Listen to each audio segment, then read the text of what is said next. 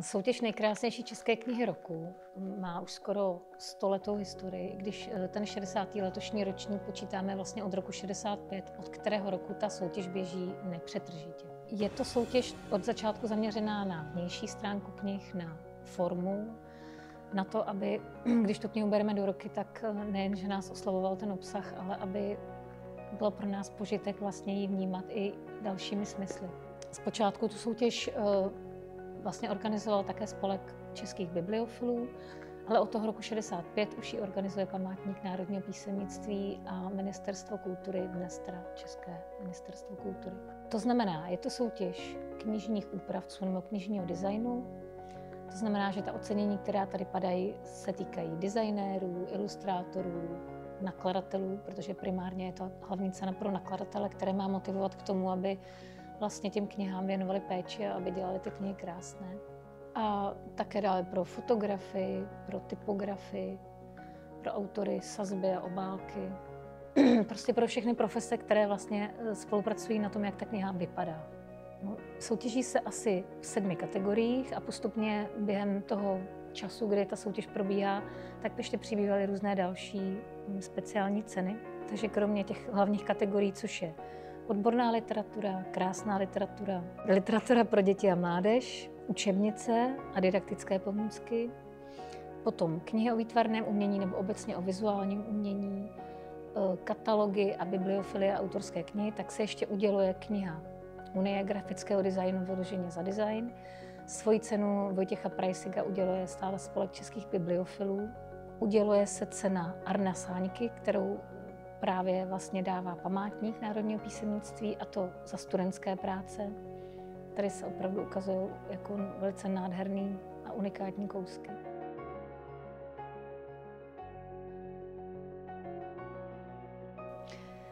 Knihy pro děti vybírají dospělí. Ta porota je složená z 11 lidí. Jsou to právě ilustrátoři, knižní designéři, typografové, je tam zástupce polygrafie, jsou tam vždycky zástupci památníku, obvykle nějací kunsthistorici. Ano, jsou to dospělí, vesměs lidé, kteří často i té knihy, dětské knihy třeba dělají.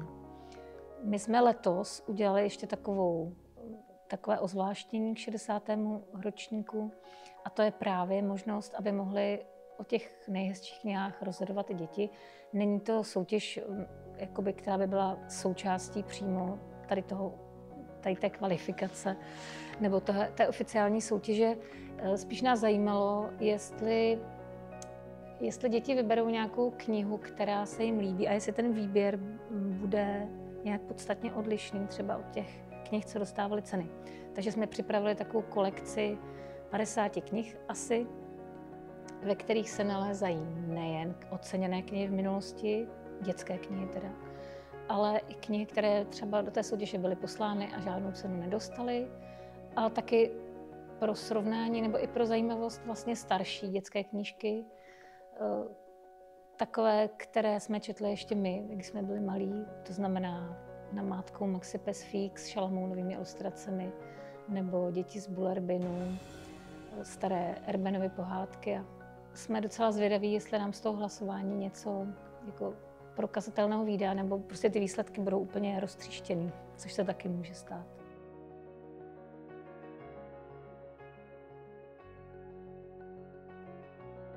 Hlásí knihy samotný nakladatelé, případně i autoři nebo grafici. Je to úplně na nich.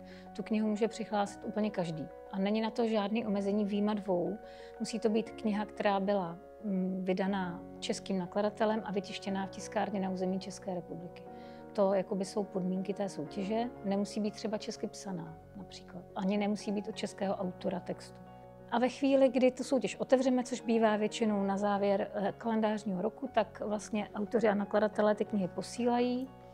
Oni se nám během 3 měsíců shromáždí a po uzávěrce každá ta kniha dostane svůj posudkový list, což je taková jakoby rodný list, dejme tomu, kde jsou všechny údaje, které ta porota by třeba mohla chtít vědět o té knize. Zaplatí poplatek, teda 500 Kč, každý přihlášený vyjma studentů, kteří jsou od toho osvobozeni. Ty knihy se vlastně shromáždí v jedné místnosti a zasedá porota. Ta porota má 2 komise, jak jsme už říkali. Polygrafickou, která se věnuje vyloženě té technické kvalitě té knihy, a potom výtvarnou komisi, která už vlastně v prvním kole a první den vlastně vyřazuje a pouští do druhého kola a ve druhém dni toho hlasování už vlastně nad těmi knihami diskutují a vybírají jednak užší výběr, nominované knihy a jednak ty samotné vítěze.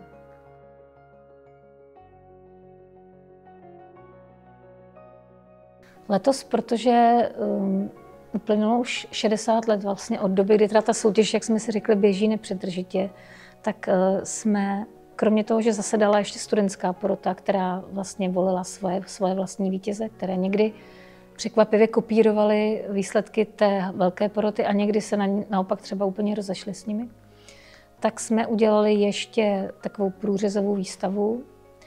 To vlastně retrospektiva oceněných knih od roku 1965 až do roku 2024, což je teďka vlastně ten aktuální ročník, který se hodnotil.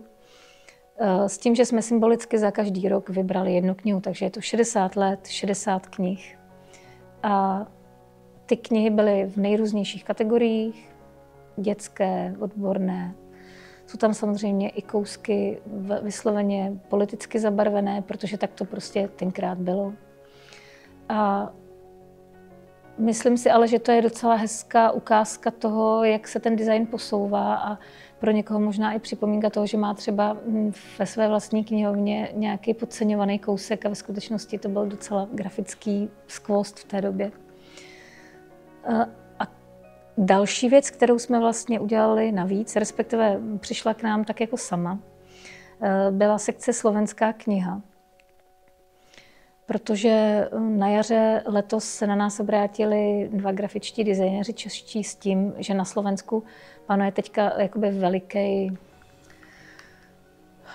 nechci říct nelibost, ale velké rozpaky a odpor pod jako docela dramatickým zásahům do jejich vlastní soutěže nejkrásnější knihy, protože slovenské knihy do roku 1992 soutěžily samozřejmě společně s těmi českými, protože jsme byli jedna země, ale od roku 1992 mají vlastní soutěž. A velká řada slovenských nakladatelů se letos rozhodla tu soutěž bojkotovat právě pro ty vysloveně politické zásahy do průběhu té soutěže, do personálního obsazení toho domu, který ji pořádal a tak dále. A vlastně se obrátili na nás, jestli bychom nemohli dát prostor těm slovenským knihám v rámci té české soutěže. To úplně nebylo jednoduché, protože, jak jsem tady už říkala, jsou jediné dvě podmínky pro soutěž, a to je, myslím, tu českou, a to je, že to musí být knihy českých nakladatelů a vydané v českých tiskárnách. Takže direktorium soutěže, které je částečně z Ministerstva kultury, částečně ho tvoří ředitel našeho památníku a jeden pověřený kunsthistorik, tak se rozhodli, že vlastně bychom těm Slovákům dali prostor v rámci nesoutěžní sekce, čímž by snad odpadl nějaký případný střet jakoby s těma pravidlama soutěže. A vlastně z těch zaslaných knih, kterých bylo skoro 90, tak vybrala taková malá porota ještě vlastně 43 knih, které jsou taky vystavené tady na výstavě. Takže si vlastně návštěvníci můžou udělat představu, jestli se třeba ten slovenský design ubírá nějakými jinými cestami, nebo jestli tam pořád existuje nějaká jako velká spřízněnost.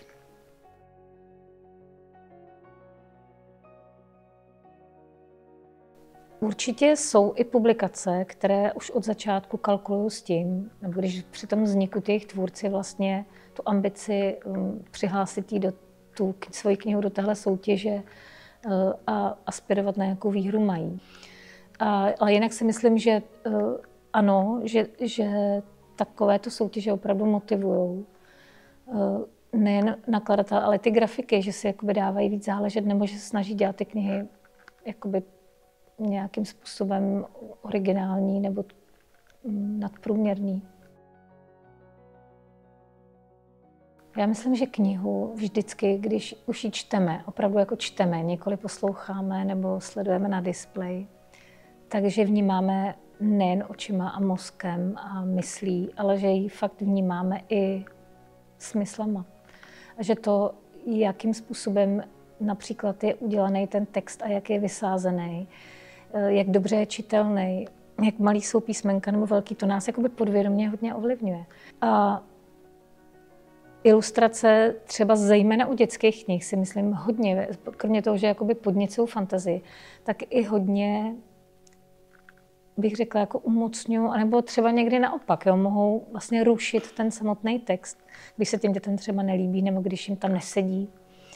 Takže si myslím, že to je to takové jako Gesamtkunstwerk, jo, jako s tím filmem, jo, že ta kniha prostě není jenom text nikdy. Má taky svoji váhu a to jako doslova i doslova. A i ta váha je třeba důležitá. Na té naší soutěži je celkem, nebo pardon, výstavě je celkem unikátní to, že lidi si můžou brát všechny ty exponáty, tedy knihy do rukou a otevřít je a prolistovat. A je to úplně zásadní, protože dost často ta knížka je opravdu uvnitř velice důmyslně udělaná a krásná a je na ní teda spousta práce, ale z té obálky byste to nepoznali. Myslím si, že je to jako škoda, ale na druhou stranu to je jenom jako věc vkusu. No. Někomu se to líbí, někoho prostě odpuzuje obálka, která je příliš výrazná. Bylo to vidět i na studentské porotě, když debatovali třeba o knize Filipa Topola, nebo o knize o Filipu Topolovi Zubama po skle, která dostala nakonec druhou cenu a u studentů dokonce první. Tak přesto, že dostala tu první cenu, tak tam proti ní byl velmi jako prudký odpor u některých jako těch studentských porodců, protože jim přišla jako příliš fancy, příliš prostě taková právě udělaná jako na efekt. Takže je to opravdu věc vkusu a názoru.